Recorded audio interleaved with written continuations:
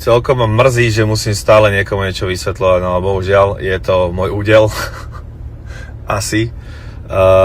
Prosím vás pekne, tí, čo píšete k tomu Reelsku, že som vás akože ochudobnil o najlepšie miesta, ktoré vy už ste mali a teraz ja som vytvoril nejaké nové najlepšie miesta, vy reálne ani nepocítite tých 10 stoličiek, že budete sedieť o niečo ďalej od toho stageu, akurát budete mať lepší výhľad na ňo. A stále budete blízko pódiu. Čo sa týka Golden Circle, tak tam, kedy prídeš a kam sa postavíš, je na tebe. Čiže tam, keď sa pridali lístky, tiež to nič nemení na veci. Takisto budeš pod tým stageom. A nerozumiem, prečo potrebujete vyvolávať stále nejaké negatívne emócie. Čo sa stalo svetu? Prečo všetci všetko furt negujú a všetko je furt zlé? To, že sme pridali sektory, len zväčší objem ľudí na tom štadióne a bude to len väčší a lepší koncert. My proste rok v kúse riešime, aby to bolo čo najlepšie. Meníme dodávateľov, prekreslujeme to, proste robíme s najlepšími v obore, používame najlepšiu techniku, najlepšie. Stojí nás to aktuálne z vlastných zdrojov 1 300 000 eur. Opakujem, z vlastných zdrojov.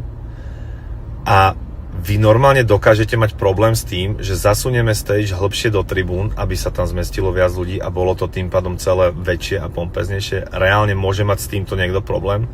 Lebo vy už ste mali najlepšie lístky a teraz sme robili nejaké najlepšie lístky nové?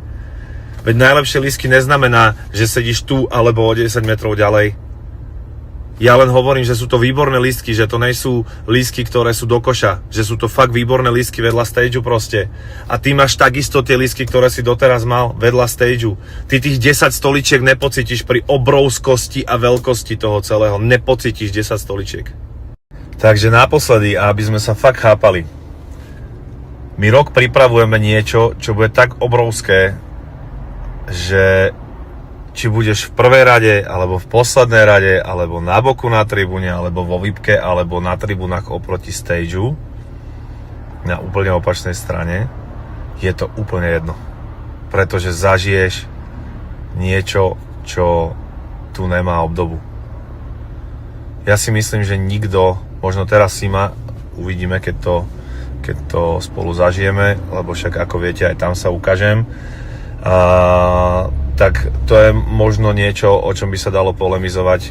Neviem, aké sú ich náklady, ale ak by som mimo toho, že Sima robí veľký koncert, mal povedať niečo k tomuto, tak nikdy v živote žiadny slovenský interpret nerobil nič tak veľké a drahé, ako robíme my.